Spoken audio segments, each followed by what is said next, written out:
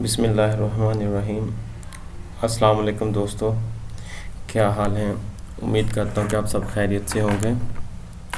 दोस्तों, ये वीडियो मैं काफ़ी दिनों के बाद बना रहा हूँ क्योंकि मेरे पहले तो एग्ज़ाम चल रहे थे, उसके बाद हमारा टूर था, वहाँ चला गया हूँ। उसके बाद एक जॉब के लिए मैंने अप्लाई किया था, उसका टेस्ट था तो वो देने गया हुआ था। तो बस इन्हीं मसरूफियत की वजह से मैं ट्यूटोरियल्स नहीं बना सका। इसके लिए माज़रत हूँ, आपको वेट करना पड़ा। तो दोस्तों, लास्ट टाइम हमने पीएचपी में सीखा था कि हमने स्ट्रिंग फंक्शंस के बारे में पढ़ा था कि स्ट्रिंग फंक्शंस होते क्या हैं, इनको कैसे यूज़ करते हैं। उम्मीद करता हूँ कि आपको समझ आई होगी। अगर नहीं कुछ समझ आया, कुछ प्रॉब्लम है तो मुझे कमेंट कीजिए, मुझसे हेल्प लीजिए। इंशाल्लाह मैं आपकी ज़रूर हेल्प करूँगा। तो दोस्तों, आज हम पीएचपी और एचटीएमएल फॉर्म्स यानी इसके बारे में पढ़ेंगे कि पीएचपी के अंदर हम एचटीएमएल फॉर्म्स को कैसे यूज़ करते हैं, फॉर्म्स का डाटा हम कैसे पीएचपी में शो करवाते हैं, पीएचपी के अंदर हम कैसे उसको यूटिलाइज़ करते हैं।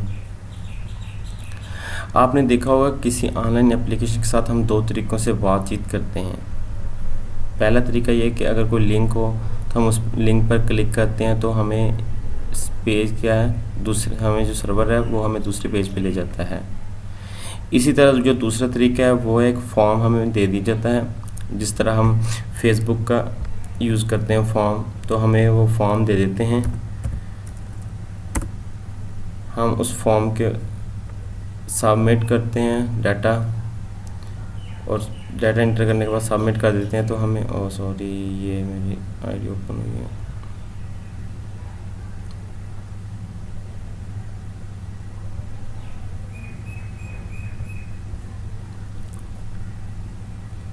तो ये देखें, ये जो चीज़ है ये हमारा क्या फॉर्म है, ये वाली सारी चीज़ है, ये फॉर्म है। इसमें हम अपना डाटा इंटर करेंगे और बाद में ये बटन है क्रिएट अकाउंट, ये क्या एक बटन है, इस पर हम सबमिट कर देंगे तो ये हमारा डाटा को सबमिट कर देगा। यानी कि ये भी एक किस्म का हमारा बातचीत करने का तरीका है। जो HTML फॉर्म है वो इसी तरह यूज़र इंटरफेस प्रोवाइड करता है। जिस तरह हम डेस्कटॉप एप्लीकेशन में हमें एक फॉर्म यानी कि फ्रंट एंड दे दिया जाता है यूज़र को इजीली, जिसमें हम वो मैनेज कर सकें अपने एप्लीकेशंस को, अपने रिकॉर्ड्स को, यानी कि जो इजीली मैनेज कर सकें वो है। तो ये एक फॉर्म भी क्या हमारे लिए एक यूज़र फ्रेंडली इंटरफेस है।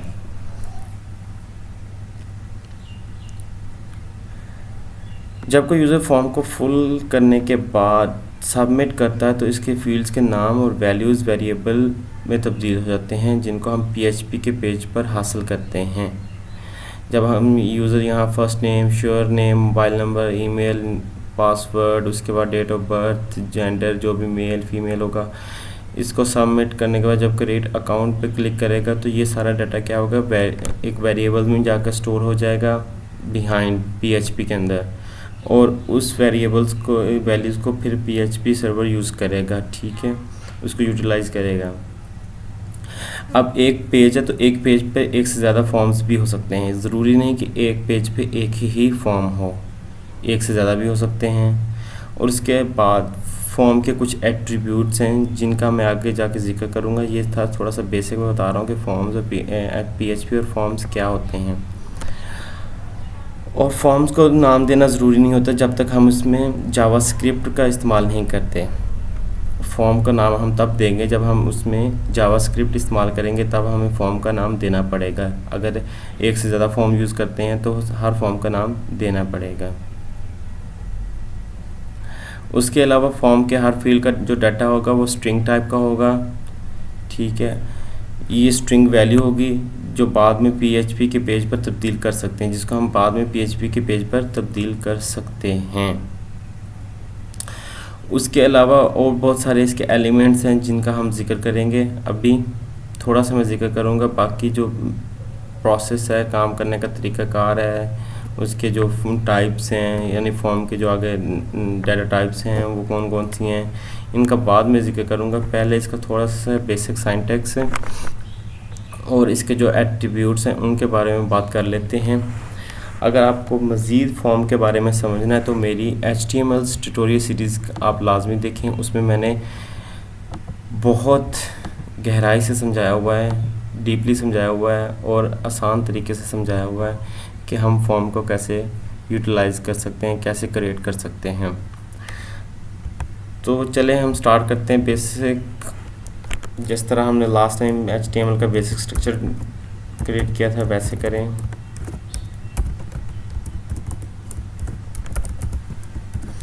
टाइटल कुछ भी दे सकते हैं, फॉर्म ट्यूटोरियल।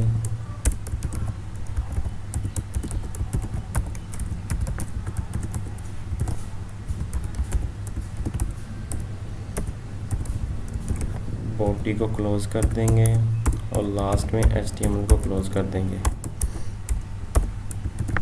और हम इसको सेव करेंगे।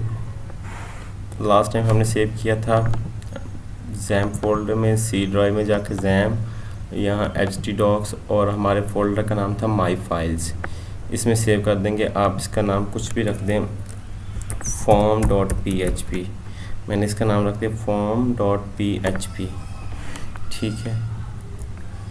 तो फॉर्म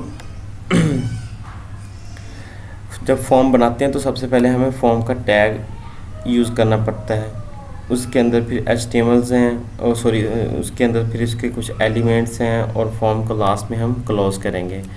तो स्टार्टिंग टैग क्या है फॉर्म का, फॉर्म, और इसका जो एंडिंग टैग है वो ये हो गया, ये यानी कि फॉर्म हमारा स्टार्ट और एंडिंग टैग फॉर्म का आ गया। अब फॉर्म के अंदर कुछ इसके एलिमेंट्स हैं जिनको हमें लाजमी यूज़ करना पड़ता है। अब इन एलिमेंट्स में होता है क्या है, इन एलिमेंट्स में दो तीन चीज़ें हैं, एक तो उसका मेथड होता है और एक उसका नाम होता है और एक उसका एक्शन होता है, ठीक है। मेथड, एक्शन, नेम, यानी कि उसका नेम, उसके बाद मेथड और एक्शन, एक्शन। अब मैंने पहले बात की कि नेम हम तब यूज़ करेंगे जब हमने जावास्क्रिप्ट यूज़ करनी है अपने पेज के अंदर, ठीक है। तो तब हम उसके नेम का एलिमेंट यूज़ करेंगे। मेथड क्या होता है, मेथड एक तरीकाकार होता है डाटा को सेंड करने का। फॉर्म के अंदर दो तरह के मेथड होते हैं, एक होता है गेट और एक होता है पोस्ट, गेट पोस्ट। और एक्शन क्या होता है, एक्शन ये होता है कि हमने जो डाटा सबमिट किया है तो ये कौन से पेज पे एक्शन हो इसका, ठीक है, यानी कौन सा पेज परफॉर्म हो, यानी कि इस मेथड के बाद, इस डाटा के बाद हमारा कौन सा पेज ओपन हो। तो इसमें हम उस पेज का नाम लिखते हैं या उस पेज का लिंक देते हैं। तो ये था थोड़ा सा बेसिक फॉर्म के बारे में। तो नेक्स्ट वीडियो में हम इंशाल्लाह इसका बाकायदा आगाज़ करेंगे, अपना एक फॉर्म बनाएंगे, ठीक है। फिर इस फॉर्म के जो टाइप्स हैं, डाटा टाइप्स हैं, वो कौन कौन सी हैं उनको यूज़ करेंगे। तो इंशाल्लाह उम्मीद करता हूँ कि आपको समझ आई होगी।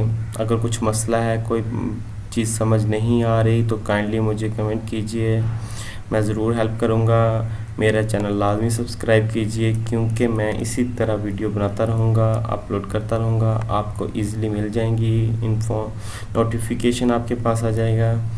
और लाइक करना तो मत भूलिए, ठीक है।